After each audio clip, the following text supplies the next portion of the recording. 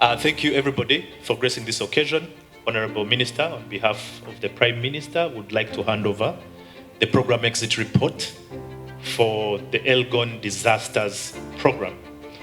And we hope that the impact we've generated is just the beginning for bigger things to come. Thank you. Thank you so much, Ivan. Delivered as received.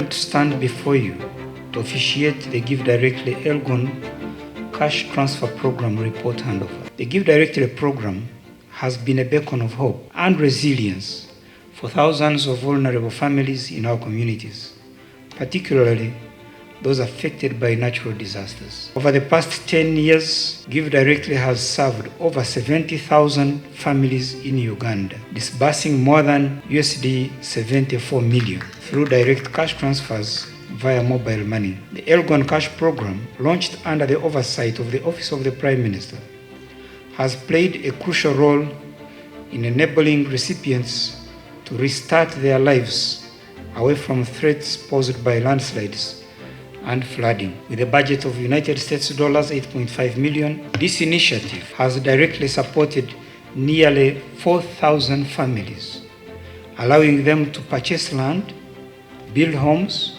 and invest in their livelihoods. Honorable Minister, would like to commit us Give Directly that we are still committed to scaling this type of work to increase the coverage, because the need is still there. We also commit to strengthen our collaboration with government and other stakeholders, because this is a joint mission for all of us. We still can assure you that we are committed to being transparent in our operations. That is in terms of how we identify who should be served. We'll make sure that it's not just objective, but we will be engaging not just with government, but also with the local communities to ensure that there is buy-in, accountability, and transparency to the people that we serve. That you always get when people are displaced because of climate disasters is, why don't they just move to a safer place? We all ask that question.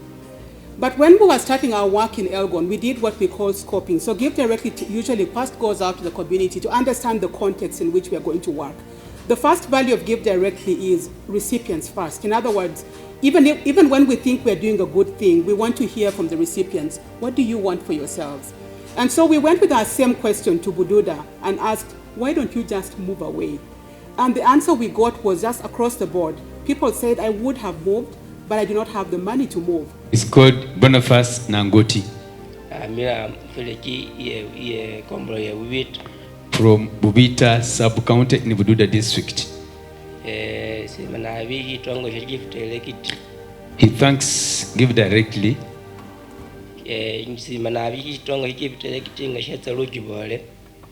When this organization came initially, they came and trained us.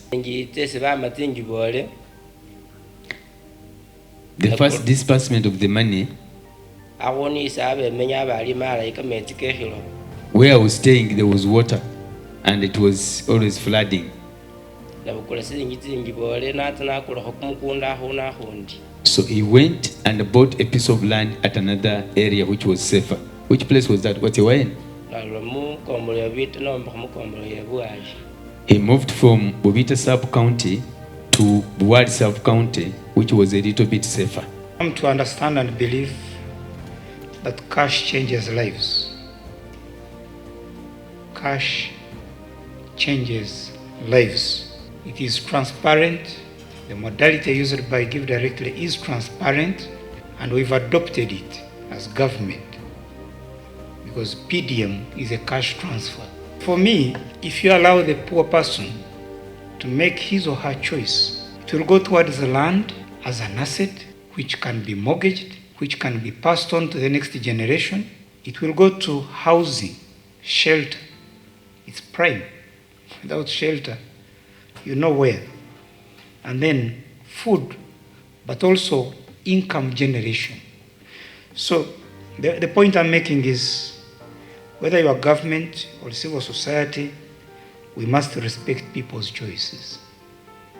The challenge which I leave with everybody in the room who's a policy maker or a decision maker in their function is for any program you design, even if Give Directly is not involved, you should ask yourself the question, can people do better for themselves if we gave them the cash, the resources?